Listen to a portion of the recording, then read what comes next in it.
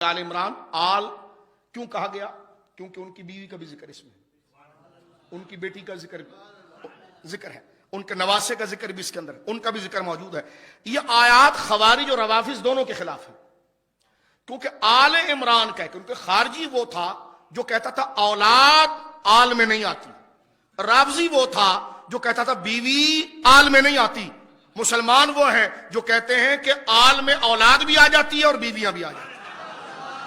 آج ایک گروہ زمین پر ہمیں دو ٹانگوں میں چلتا ہوا نظر آتا ہے، بات اہل بیت کی کرتا ہے لیکن ازواج مطہرات کو اہل بیت میں نہیں مانتا۔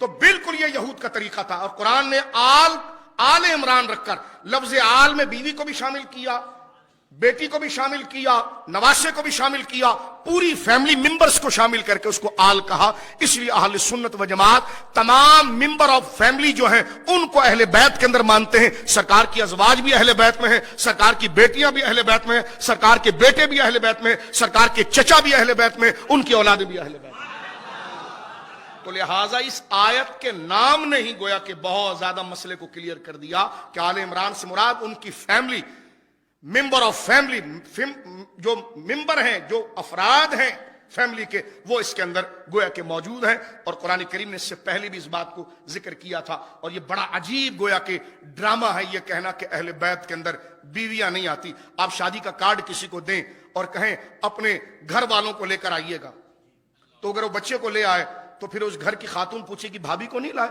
کہنے کا بچہ لے آیا نا، فرما آپ کو نہیں پتا گھر والوں میں پہلی بیوی آتی پھر بچے آتے ہیں۔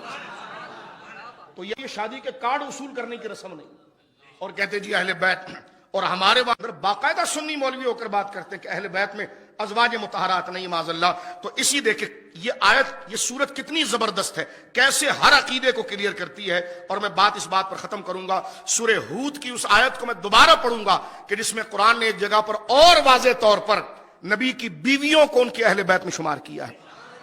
حضرت سیدہ سارہ جب ان کے گھر اولاد نہیں تھی،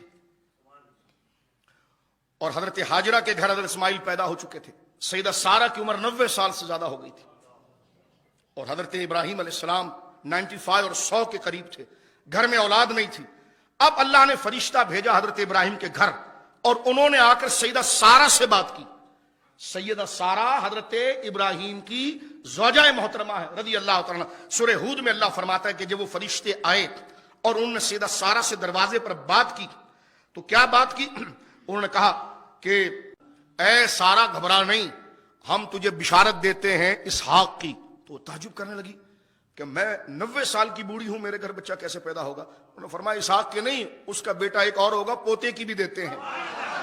فرمایا اسحاق کی بھی بشارت دیتے ہیں اور یعقوب کی بشارت دیتے ہیں۔ قالت، دیکھیں مؤنث کا صیغہ ہے کیونکہ وہ ایک خاتون بات کر رہی ہیں۔ قالت یا ویلتا، وہ کہنے لگی عجیب بات ہے، کیا میں بھی بچے کو جنوں گی؟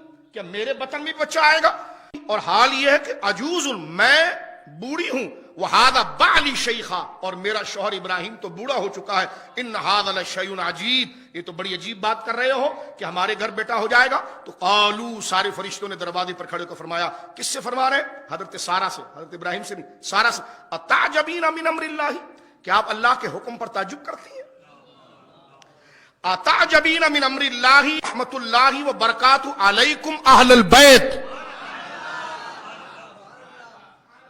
اے نبی کی اہل بیت، سیدہ سارہ کو کہہ رہے ہیں بیویاں، اے نبی کی اہل بیت، تم اللہ کے حکم سے، اس کی رحمت سے تعجب کرتی ہو۔